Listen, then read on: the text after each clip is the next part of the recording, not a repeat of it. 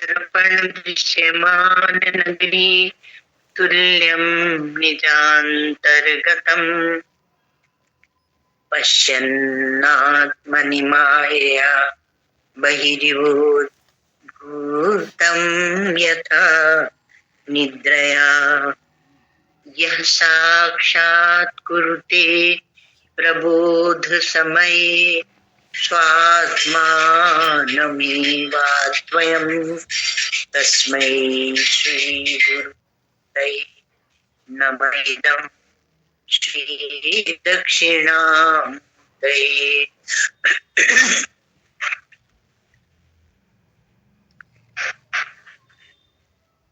धर्मः कर्म विशेष एष विहितः शास्त्रैर्मनः शुद्धये शुद्ध्या सिद्ध पदार्थ बोधन विधा निर्बाधमाधीयते तत्त्वं त्वं तदिति प्रमा श्रुतिरमा भेद भ्रमा पूहिनी पूर्णानंद पद प्रसाद परमा सद्य क्षमा मुक्तये अखंडानंद संबोध पूर्तये ब्रह्ममूर्तये सुधास्मित समाश्लिष्ट नेत्रांत स्फूर्तये नमः।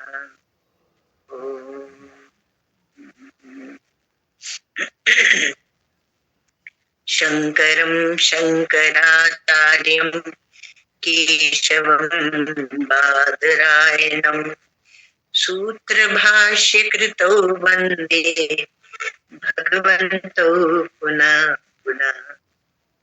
ईश्वरो गुरुरात्मेति मूर्तिभेद विभागिने व्योमवद्व्याप्त देहाय दक्षिणामूर्तये नमः।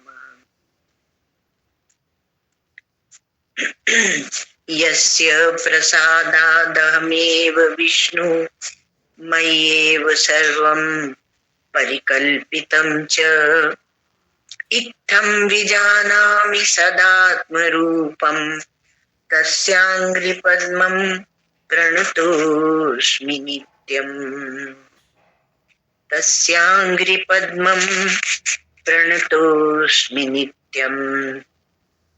नारायण नारायण नारायण नारायण। हम लोग कहाँ चल रहे थे भाई, बताना तो।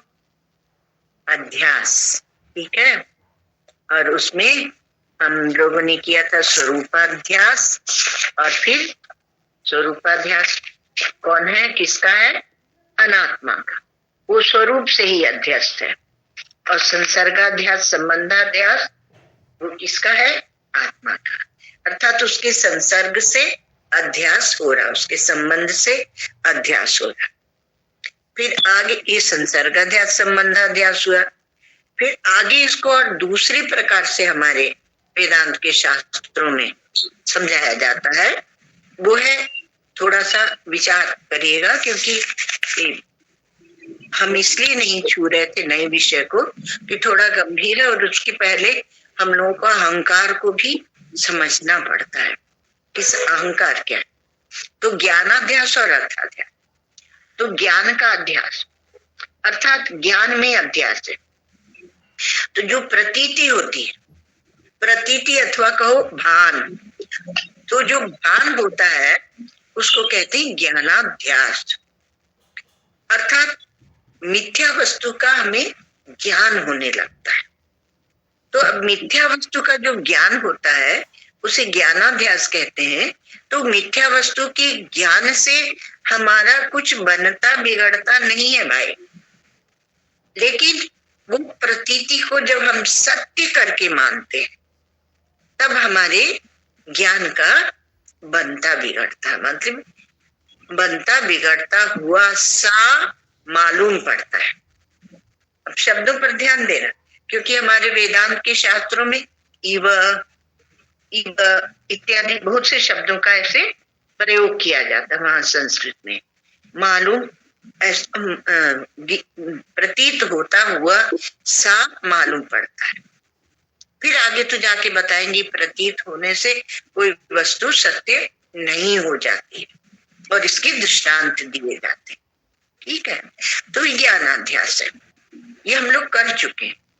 और फिर क्या अर्थाध्यास। तो जैसे ज्ञानाध्यास क्या है, कहा कि जैसे सर्प की प्रतीति होती है, जोर की प्रतीति होती है स्थान में, चांदी की प्रतीति होती है सीपी में, तो ये क्या प्रतीति क्या है, ये ज्ञानाध्यास है।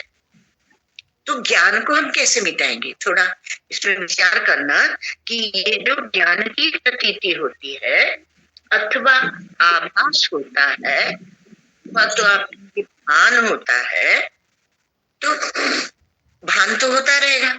क्यों? क्योंकि नहीं दृष्टो दृष्टे विपरिलोपो विद्यते अविनाशीत्वात्, अविनाशी वा अरे अयम आत्मा अनुच्छित्ति धर्म। तो इस आत्मा ये जो अविनाशी है इसका उच्छेद होता नहीं, और अविनाशी जो आत्मा है इसमें एक दृष्टि होती है, तो उस दृष्टा की दृष्टि का विपरिलोप नहीं होता, अर्थात उसको आप समाप्त कर दे ये किसी के हाथ में नहीं। यह जीवन जब तक के शरीर रहेगा वो प्रतीति होगी, पर उसके पीछे हमारा निश्चय क्या है, अर्थात हम उसको समझते हैं कि, तो वो जो प्रतीति है वो ज्ञानाध्यास है, और उसके साथ में हम लोग क्या ले रहे हैं, अर्थाध्यास। अर्थात जो विषय दिखता है, जो पदार्थ दिखते हैं, तो वो पदार्थ या विषय वो ज्ञान में भ्रांति ज्ञान के विषय जो सर्पादि है, मिथ्या वस्तु जो है, वो ज्ञान के अनिर्वचनीय विषय, और वो जो विषय है हम तो उसमें उलझे रहते। यहाँ तो शास्त्र हमें ज्ञान के अध्यास तक ले जाएगा, पर हम तो अर्थाध्यास में उलझे हुए हैं, अर्थात उन विषयों को सच्ची मानते हैं और फिर उसमें ये समझते ही नहीं कि वो औपाधिक, और फिर वो अनिर्वचनीय है, मतलब सदसद्भ्याम अनिर्वचनीय, वो सत भी नहीं है असत भी नहीं, इसलिए उनको क्या बोलते हैं, मायिक है, माया के। तो माया की परिभाषा क्या दी है, कहा सन्नापि असन्नापि उभयात्मिका, भिन्नाप्य भिन्नाप्य उभयात्मिका, सांगाप्यनंगाप्य उभयात्मिका, महाभूता महा अद्भुत अनिर्वचनीय रूपा। तो ये अनिर्वचनीय जो वस्तु उत्पन्न हुई, तो इसको हमने क्या कहा, इस अनिर्वचनीय वस्तु को हमने क्या कहा, ये अर्थाध्यास है, ये अर्थाध्यास है। और इसका कारण क्या है, कारण क्या है, तो एक शब्द दिया गया माया, तो वो सदसद्भ्याम अनिर्वचनीय ये उत्पन्न होता है, इसका कारण है माया। अच्छा, एक गणित लगाने के लिए हमने माया का अध्यारोप किया, और माया का जो अध्यारोप किया उसी को लेकर उथल पुथल मचा दी जाती है, उसको समझे बिना, और फिर ये बोलते हैं कि ये लोग माया को महत्व देते हैं। हम माया को नहीं, हम चेतन को, परमात्मा को, अधिष्ठान को महत्व देते हैं, और जिसको आप अत्यधिक जोर दे रहे हैं, महत्व दे रहे हैं, जैसे कि दृष्टांतों में हमने सांप देखा, चोर देखा, चांदी देखा, इत्यादि इत्यादि जो सब विषय देखे उनको हम महत्व देते हैं। वो सब क्या है, अर्थ, अर्थ अर्थात पदार्थ के लोग। आपको अर्थ से नहीं ध्यान रखो, क्योंकि अर्थ से आपकी बुद्धि चली जाती, अर्थ माने रुपया पैसा में, तो खाती नहीं। ये जो विषय उत्पन्न होते हैं ये अर्थ है। तो पहले तो हम अपनी षट संपत्ति को पक्का जब कर लेते हैं, षट संपत्ति, तो ये अर्थ जो है ये अनर्थ के कारण, ये अर्थ ही अनर्थ के कारण। कब? जब हम इन्हें सच्ची मान लेते, और जब हम ये समझ लेते हैं कि ये सच नहीं है, तब यही ज्ञान के, आनंद के कारण हो जाते हैं। क्योंकि ये जो प्रतिभासित होता है, इस प्रतिभास के अधिष्ठान कौन है? ये जो अध्यस्त रूप ये अर्थ है, इनका अधिष्ठान कौन है? हमारी दृष्टि वहां तक चली जाती है। अब कहा कि ये ज्ञानाध्यास तो ठीक है कि प्रतीति होती है, भान होता है, क्योंकि आत्मा का स्वभाव है देखना, प्रतीत कराना, पर ये अर्थाध्यास को कैसे निपटेंगे? ये अर्थाध्यास की बड़ी भारी समस्या है। तो अमुक शास्त्रों ने कहा, कोई कोई शास्त्रों ने, कि अर्थाध्यास के भी 6 प्रकार होते हैं। तो अर्थाध्यास के क्या 6 प्रकार होते हैं? तो कहा कि केवल संबंध का अध्यास। अच्छा, संबंध या संसर्गाध्यास हम लोग पहले देख चुके हैं। किसके साथ? स्वरूपाध्यास के साथ। स्वरूपाध्यास के साथ हमने संसर्गाध्यास और संबंधाध्यास, 2 चीज को हमने देखा है। संसर्गाध्यास और संबंधाध्यास, इनको हमने देखा है ना। तो बोलते हैं अब जो 6 प्रकार है, इनका विचार, पहले नाम सुन लीजिए, फिर इनका विचार हम लोग करें। अध्यास माने भ्रांति, अध्यास माने अध्यारोप, और अध्यास माने जो नहीं है वहां उस चीज का दिखना, अथवा तो अध्यास माने भ्रांति ज्ञान और भ्रांति ज्ञान के विषय, है ना। ये तो आपको 2 विभाग करके ही समझना पड़ेगा कि भ्रांति ज्ञान और भ्रांति ज्ञान के विषय। तो केवल संबंधाध्यास या संसर्गाध्यास एक, दूसरा संबंध सहित संबंधी का अध्यास। वेदांत की बड़ी आनंद की बात है, क्योंकि जब आप संबंध का अध्यास करते हैं तो उस संबंध को धारण करने वाला एक संबंधी भी होगा। तो संबंध के साथ में संबंधी का अध्यास। जैसे आप संसार में संबंध बनाते हैं तो संबंध है, हमारा उनसे संबंध है।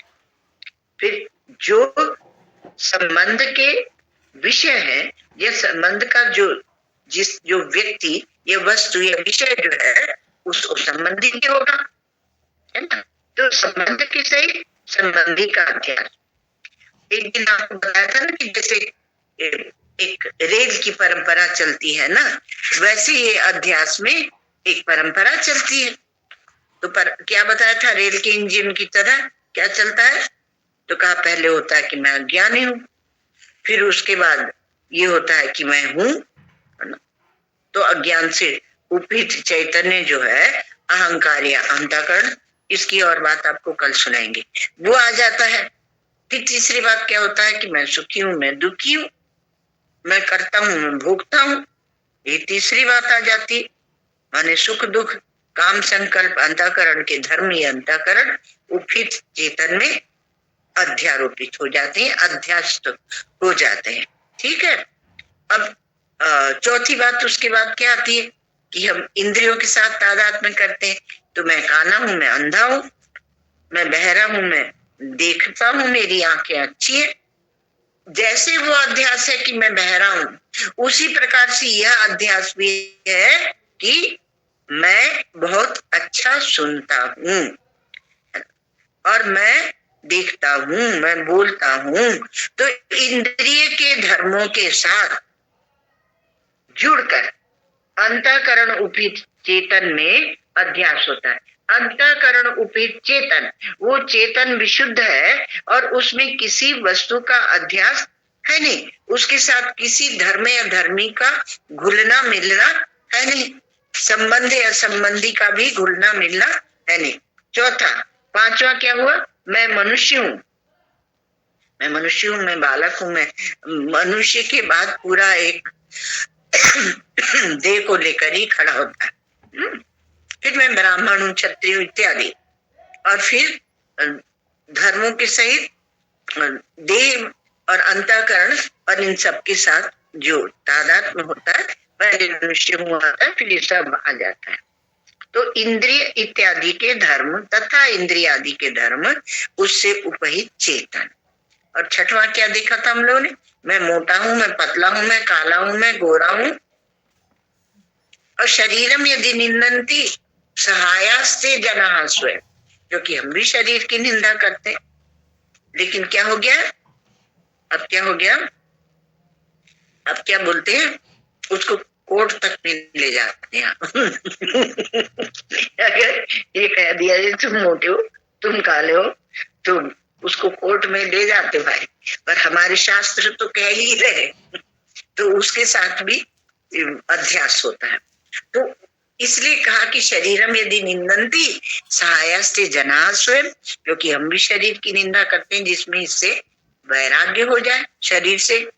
तो शरीर से इतना चिपकना सिखाया जाता है आजकल हमको कि हम अपनी जो वास्तविक ज्ञान है उसको भूल जाते हैं ना। और आत्मानम यदि निंदन्ति स्व आत्मानम निंदयन्ति ते, और यदि आत्मा की निंदा करते तो अपनी ही आत्मा की निंदा करते हैं, क्योंकि आत्मा तो एक है। तो अब यहाँ हम कहाँ पहुंचे थे? अर्थाध्यास के जो 6 प्रकार है उसमें पहुंचे थे। तो केवल संबंध या संसर्ग का अध्यास। अब दूसरे में संबंध सहित संबंधी का अध्यास। और तीसरा है केवल धर्माध्यास, धर्मी का नहीं, केवल धर्म का अध्यास। और चौथे में धर्म के सहित धर्मी का भी अध्यास। धर्म का तो अध्यास है ही, धर्मी का भी अध्यास है। तो जो अब देखो, जो धर्म का अध्यास है वो कल्पित ही अर्थ में धर्म, क्योंकि अर्थाध्यास पढ़ रहे हैं हम लोग, तो कल्पित ही जो अध्यास अर्थ खड़ा हुआ है उसके भी धर्म और धर्मी बनते हैं, क्योंकि हम उससे व्यवहार चला रहे हैं ना, तो धर्म और धर्मी बन जाएंगे। 5वां है अन्योन्याध्यास, और 6वां है अन्यतराध्यास। ये 6 अर्थाध्यास के रूप बन जाते हैं। तो ये 6 जो अर्थाध्यास के रूप बन जाते हैं उसमें इसकी आप एक सूक्ष्मता को पकड़ना कि कैसे हम लोग इनमें फंसे हुए हैं, है ना। तो इसमें अब वो क्या था कि ज्ञानाध्यास जो है वो तो दिखेगा, क्योंकि आपका स्वरूप ज्ञान है और आपकी दृष्टि में आभास होगा, आपको प्रतीति होगी, आपको मालूम पड़ेगा भासमानता। तो भासमानता का विरोध नहीं है, लेकिन ज्ञानाध्यास के आगे जो अर्थाध्यास उसको हम स्वीकृति देते हैं, उसके कारण हम उससे छूट नहीं पाते। उससे भी कोई विरोध नहीं है, दिखे तो दिखे, अध्यास हो तो, पर उसका अपवाद होना आवश्यक है, क्योंकि जब आप उसका अपवाद करेंगे तभी आप उसके मिथ्यात्व का निश्चय कर पाएंगे। तो इसलिए यहाँ पर क्या है कि अर्थाध्यास के 6 प्रकार बता दिए गए। तो फिर से दोहराते हैं, कहा केवल संबंधाध्यास, संसर्गाध्यास, और दूसरा संबंध से संबंधी का अध्यास, जो कहा कि संबंधी, जब संबंधी ही छूटा है तो संबंधी जो खड़ा है वो कहाँ से सच होगा। तीसरा कहा केवल धर्माध्यास, और चौथा कहा धर्म सहित धर्मी का अध्यास। तो धर्मी जो एक खड़ा होता है वो भी आध्यासिक ही है, पर उसके साथ भी हम तादात्म्य करते हैं। आध्यासिक बता दिया गया कि तुम ब्राह्मण हो, तुम क्षत्रिय हो, ये शास्त्रीय अध्यास, और शास्त्र उसका निषेध भी करता है ना। तो हम उसमें भी फंस जाते हैं और आगे न बढ़ के वहीं अटकते हैं। और अन्योन्याध्यास 5वां अध्याय और अन्यतराध्यास 6वां है। तो जहां जहां भी भ्रम है, जहां भी वहां हम सभी स्थल में, सभी उस स्थान में हमारे बुद्धि में एक अनिर्वचनीय पदार्थ की उत्पत्ति हो जाती। होती है, और वो हमारा अभ्यास एक अनादिकाल से पुराना है। तो जहां भी ब्रह्म ज्ञान होगा वहां अनिर्वचनीय पदार्थ की जो उत्पत्ति होती है उसी को बोलते हैं अर्थाध्यास।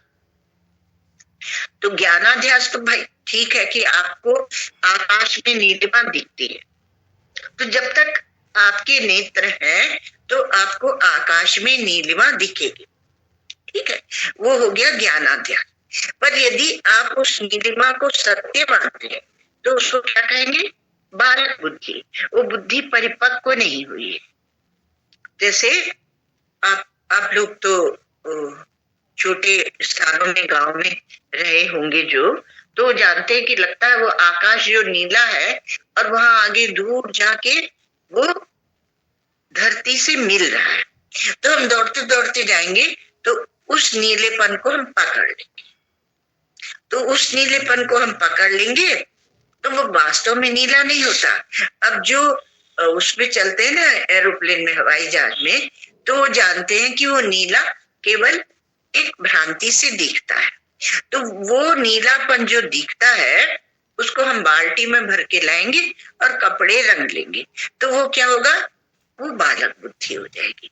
तो वो बालक बुद्धि, वो उसमें से अध्यास की या भ्रांति ज्ञान की निवृत्ति नहीं हुई, और भ्रांति ज्ञान को हम सत्ता दे रहे हैं। और अनिर्वचनीय पदार्थ जो उत्पन्न होता है पहले उसको सत्ता देते हैं, और उसके पीछे भ्रम ज्ञान है उसको भी हम सत्ता देते हैं। तो कहीं कहीं क्या होता है, अब इसमें जो 6 प्रकार बता दिए गए, तो क्या होता है कि कहीं कहीं संबंधी की उत्पत्ति होती है और अध्यास होता है किसी स्थान में।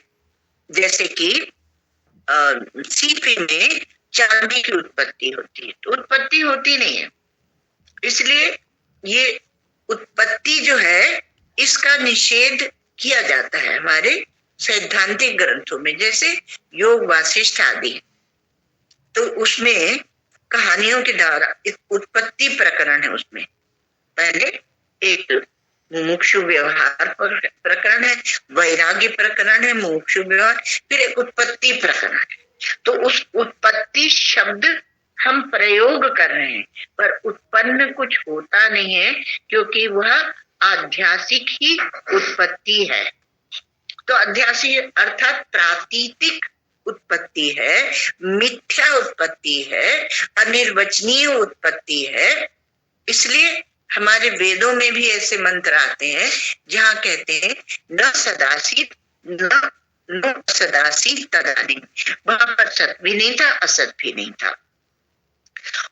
तो कहा कि कोई स्थान में संबंधी की उत्पत्ति होती है और अध्यास होता है, जैसे कि सीपी में चांदी की उत्पत्ति होती है, रज्जु में सर्प की उत्पत्ति होती। क्या सर्प वहां उत्पन्न होता है? हम कितना भी लगा लें कि ये उस जाति का सांप है और ये बहुत जहरीला है, डसेगा तो कठिनाई हो जाएगी, लेकिन नहीं, वहां सांप है ही नहीं। तो पहले भी नहीं था, अभी भी नहीं है, आगे भी नहीं है। ये नहीं कि भ्रम, जब तक भ्रम होता रहेगा तब तक तो वहां सांप है ना, अथवा सीपी में चांदी है ना, जब तक भ्रम है तब तक नहीं, तब भी नहीं। इसलिए कोई महात्मा महापुरुष जब आके आपसे कहते हैं कि वहां सीपी में जो चांदी दिखती है वो चांदी है ही नहीं, रस्सी में जो सांप दिखता है वो सांप है ही नहीं, नायम सर्प रज्जुयम, ये सांप नहीं है, अध्यस्त जो सर्प है वह नहीं है, किंतु अधिष्ठान उसका रस्सी है। मानते नहीं, पहले हम क्यों माने, है ना? तो बोलते हैं कि देखो जिसको हम देखते हैं, जिसके साथ व्यवहार करते हैं, उसको आके ये जो वेदांती लोग हैं ये उसको नकार देते हैं, मना कर देते हैं। तो सीपी में जो चांदी का अध्यास है वो क्या है? वो अर्थाध्यास है, उसको अर्थाध्यास कहते हैं। और चांदी की जो प्रतीति होती है उसको ज्ञानाध्यास कहते हैं। तो ज्ञानाध्यास आपको पहले स्वरूपाध्यास और संसार का अध्यास समझाया था, उसी प्रकार से अब हम लोग उसी तरह से ज्ञानाध्यास और अर्थाध्यास को समझने की कोशिश कर रहे हैं। तो कहा कि सीपी में जो चांदी उत्पन्न हुई है वो केवल अध्यास से, अर्थात कल्पित, कल्पित अर्थात भ्रांति है। और कल्पना किसने की? तो कल्पना कोई करता नहीं है, ये कल्पना केवल मात्र जो अधिष्ठान का अज्ञान है, वस्तु सत्य का अज्ञान है, उसके अज्ञान के कारण ये कल्पना खड़ी हो रही है। तो क्या वहां पर चांदी उत्पन्न हुई है? नहीं। क्या वहां पर सांप उत्पन्न हुआ है? हमारे दूसरे दर्शन भी। तो वो बोलते हैं जैसे कि हमारा न्याय दर्शन है, वो युक्ति तर्क से सिद्ध कर देता है कि वहां जो सांप दिख रहा है वो कहीं जंगल में है, और जो चांदी दिख रही है वो कहीं बाजार में रखी हुई है। तो उसको युक्ति तर्क से वो सिद्ध कर देता है ना। तो वो ठीक है, उनका जो लक्ष्य है, जो दर्शन है, वो कहाँ तक पहुंचाएगा उसके अनुसार से उनकी प्रक्रिया होती है, जो प्रकरण होता है, जो समझाने की शैली होती है, वो उस प्रकार से होती है। तो केवल संबंध का अध्यास, तो संबंध का अध्यास केवल संसार का अध्यास। अब कहा केवल संबंध का अध्यास, आत्मा और अनात्मा का केवल संबंध से अध्यास। जैसे कि अनात्मा जो है ना, तो अनात्मा क्या है? अहंकार आदि है, ये अनात्मा। अहंकार आदि देहांता, ये देह अंत देह तक। तो ये अहंकार आदि जो है, इनमें आत्मा का अध्यास हो रहा है, अर्थात हम इनको अपनी आत्मा मानने लगते हैं, जो कि भूल है, भ्रांति है, गलती है, हाँ, अथवा कहें कि बेवकूफी है। तो उसके साथ हम जोड़ के अपने को मानने लगते हैं, तो ये आत्मा का अध्यास है। तो किसी किसी स्थान में धर्म का जो संबंध, धर्म या वो हिंदू धर्म, ईसाई धर्म, वो मत नहीं समझना। जो पदार्थ हमें दिखते हैं उनके कुछ गुण धर्म होते हैं, गुण और धर्म। जैसे सूर्य है, तो सूर्य का धर्म क्या है? प्रकाश देना और उष्णता देना। अभी ठंडी के दिन है, तो ये खास करके साधु लोग बहुत चतुर होते हैं, बोलते हैं कि देहाध्यास की निवृत्ति करनी, देहाध्यास की निवृत्ति करनी। जब ठंडी का मौसम आया तो चलो दक्षिण चल दें ना, और जब गर्मी का मौसम आया तो चलो इधर हिमाचल चल दें। हिमाचल क्यों जाते हैं पता है आपको? क्योंकि उनकी माता का स्थान, माता का मायका है ना हिमाचल। और हिमाचल माता, जगत माता पार्वती है, और उनका मायका हिमाचल। तो ऐसे चल देते हैं, तो उससे क्या होता है? वो कहते नहीं तो भजन अच्छा होता है। लेकिन देहाध्यास भी तुम्हारा एक कारण है। तो अनात्मा में आत्मा का, आत्मा में अनात्मा का, तो का केवल संबंध अध्यास, केवल संबंधाध्यास। जो 6 हम लोग ने गिने उसके अनुसार ही हम लोग चल रहे हैं। तो केवल संबंधाध्यास प्रथम जो है ना, केवल संबंधाध्यास या संसर्गाध्यास, उसी को लेके चल रहे हैं। तो आत्मा में अनात्मा का केवल संबंधाध्यास होता है।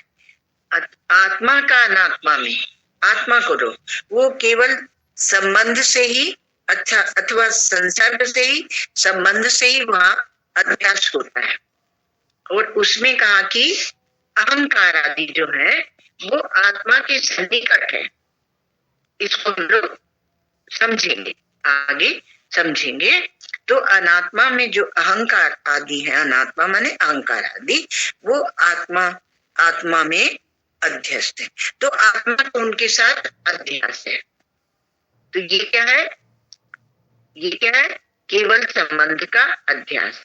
अर्थात आत्मा अपने स्वरूप को परिवर्तित किए बिना उसमें केवल विवर्त से, भूल से उसमें अनात्म धर्म का हम आरोप कर देते हैं।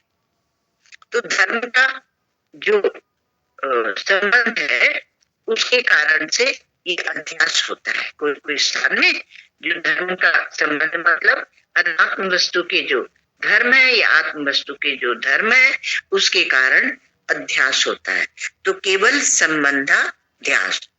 अब दूसरा से क्या आएगा?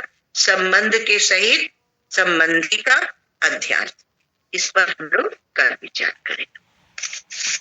कल सत्संग होगा तो कल विचार करेंगे, और अगर हम यात्रा में हुए तो देखा जाएगा। ओम सर्वे भवन्तु सुखिनः, सर्वे सन्तु निरामया, सर्वे भद्राणि पश्यन्तु मा कश्चित् दुःखभाग् भवेत्। असतो मा सद्गमय, तमसो मा ज्योतिर्गमय, मृत्योर्मामृतं गमय। ओम पूर्णमदः पूर्णमिदं पूर्णात् पूर्णमुदच्यते, पूर्णस्य पूर्णमादाय पूर्णमेवावशिष्यते।